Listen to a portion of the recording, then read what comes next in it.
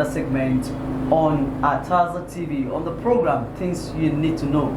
And today I have a wonderful guest in the studio. You know, the slogan of today's politics is "It's Youth O'Clock." Since the bill "Not Too Young to Run" was passed, we've seen lots of youths indicating interest to contest one position or the other, starting from the councillor, chairman, State House of Assembly, Federal House of Assembly, National Assembly, and the Senate, even the presidency. We've seen lots of candidates coming out. And today, I have one of the successful youths who has broken the age here with me in the studio. Good morning, Honorable. Good morning, thank you very much. Please, can we meet you? My name is Adamu C. Shokwanya, popularly known as Tamia One. By the grace of God, I'm the councillor-elect Kuba Ward, Buhari Area Council. Thank you very much. Wow. This is the councillor-elect of Kuba Ward. Kuba Ward is in Buhari Area Council here in F.C.T Abuja. He's one of the elected councillors in the just concluded area council's election. I must say congratulations once again. Thank you very much.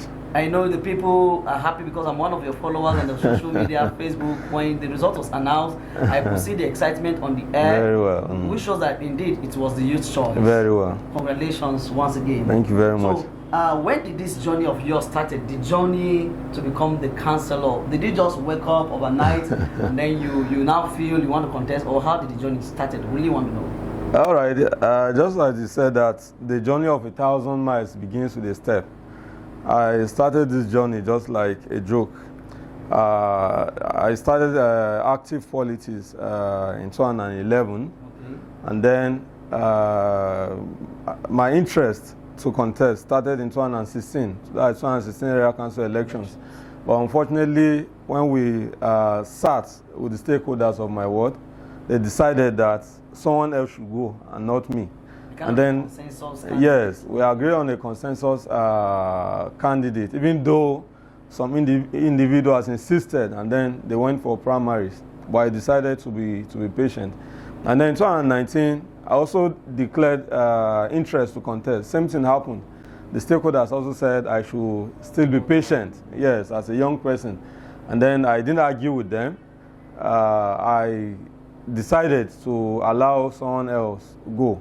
And then 2022, that is this year.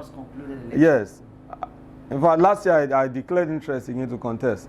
And then when we sat again, this time around, they asked the other people to be patient and then allow a younger person like me to go.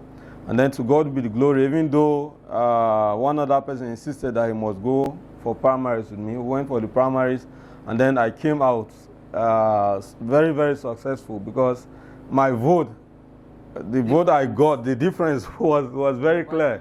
In fact, I got 26 votes out of 30 votes, and then he got 3 votes, and then there was 1 invalid vote. That was a massive vote. A very, very massive defeat. Can I now say in your case, the saying that goes that the patient dog eats the fattest bone.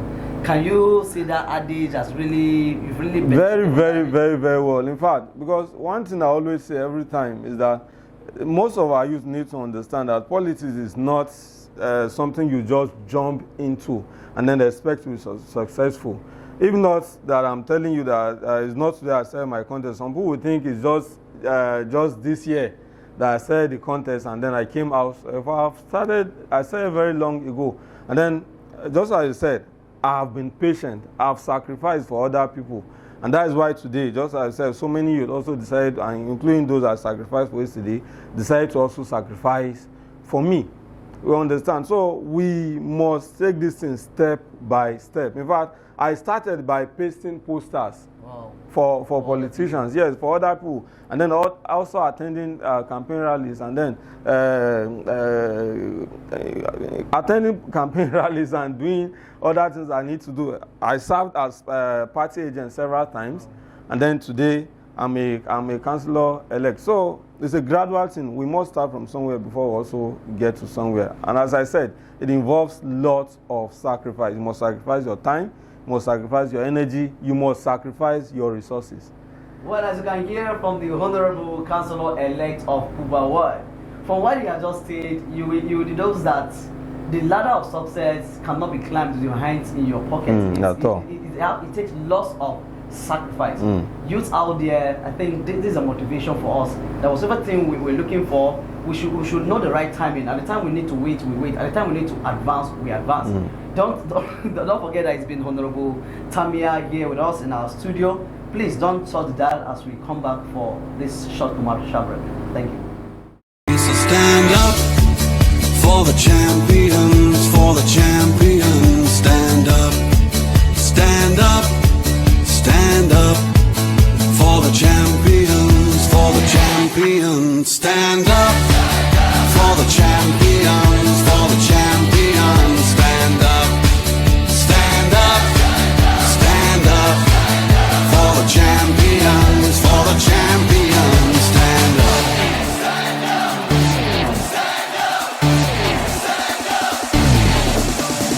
Here we go, it's getting close. Now it's just who wants it most. It's just life that. Welcome back from that short break. Those were the clips of some of his campaign activities to show you that all of these things, there are processes. One don't just wake up and emerge in any political position that you see. There are prizes that have been paid, and from the clips you saw how slim he looks, how depressed he looks, stressed out during the campaign periods. But today you can see that there is no pain, no gain. You get. So welcome back again. Thank you very much. Samia, I'm still on with you, and then we'll get to know more that you have to tell us this afternoon. Now that you are successful in your quest and you're already elected councillor, even though you've not been sworn in yet, what should the people expect from you? Seriously, even though I know there are high expectations on me, because just as you said, my followership is very, very, very, very, very much. So many youth are with me, not just the youth, but even the elderly people so much believed in me. To the sense that even after the elections, I began to ask myself, what will I do to make this, not to disappoint this pool? And because of that, I decided not to rest after the election, because immediately after the election, I went out to various communities and even religious institutions to appreciate those that stood by me before and even during the election. And even up to now, what I'm doing with my group, I'm already working on a policy document. Okay. Yes, I'm working on a policy document that will guide me immediately after the swearing in. Because what I said, I've set a target for myself that the first 100 days in office, I will showcase my achievement within the first 100 days in office. And that's why I decided not to relax till before the swearing in. And among looking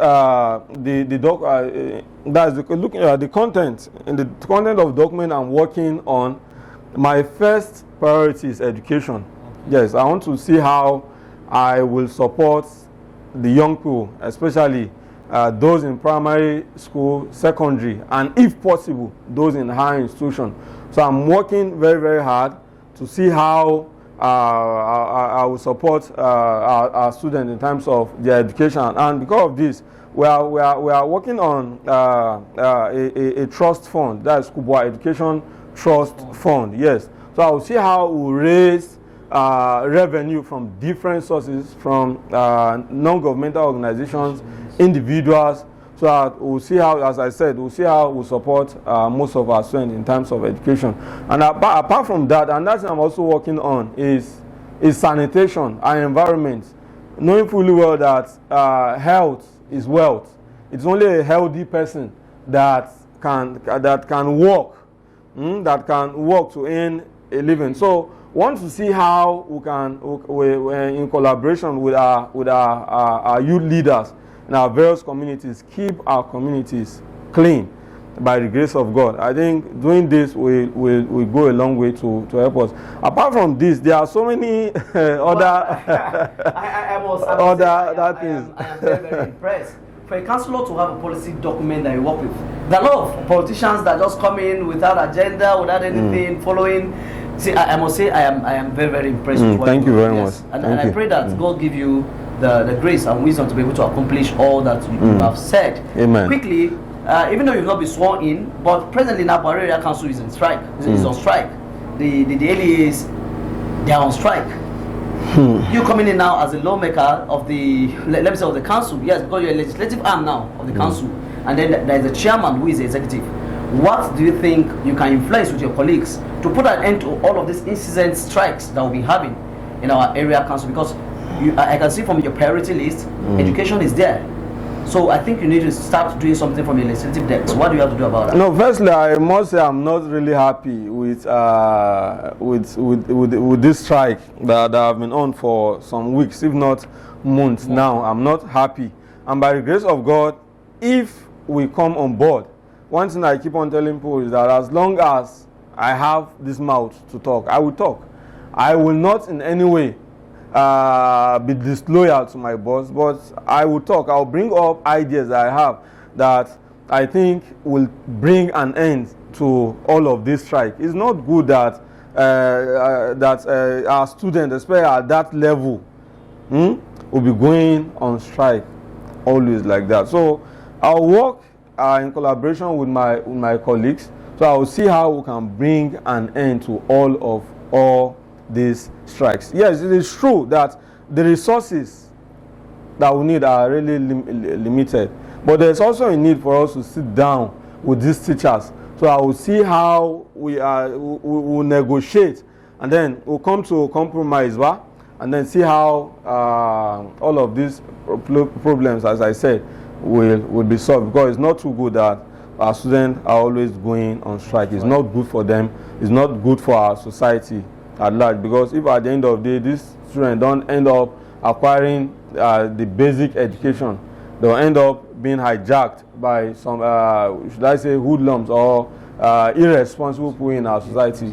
And before you know, in our society, instead of us to end up bringing up young people that are responsible, end up bringing up young people that are irresponsible.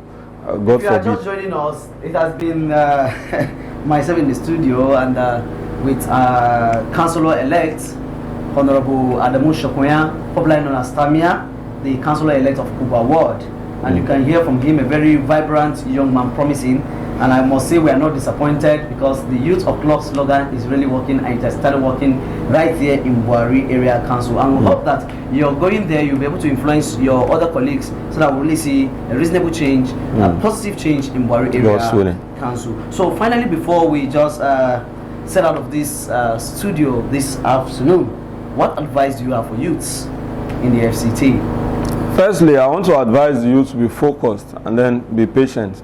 Whatsoever thing your mind is telling you to do, focus on it and do it, no matter the challenges that you are facing.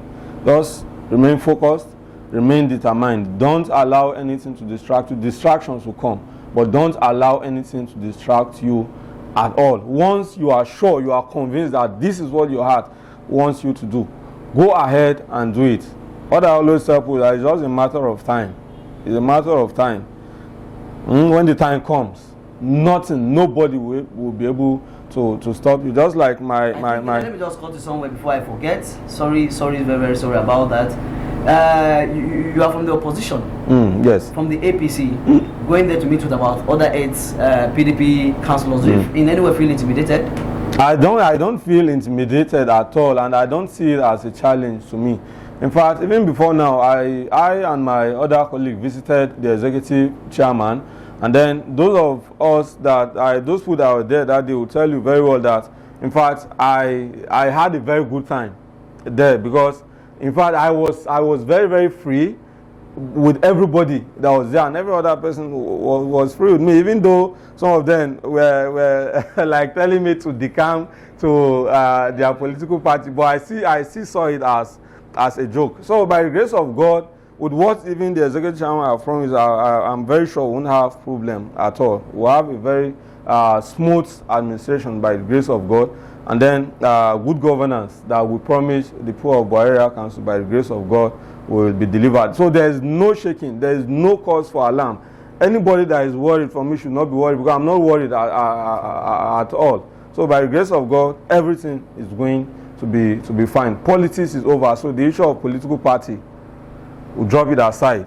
Yes, this is time to face reality. This is time to face governance, and by the grace of God, that's exactly what we'll do. God helping us. So thank you very much for staying tuned. I believe you really have a very wonderful time here with Honorable Tamia here in our studio at Taza TV.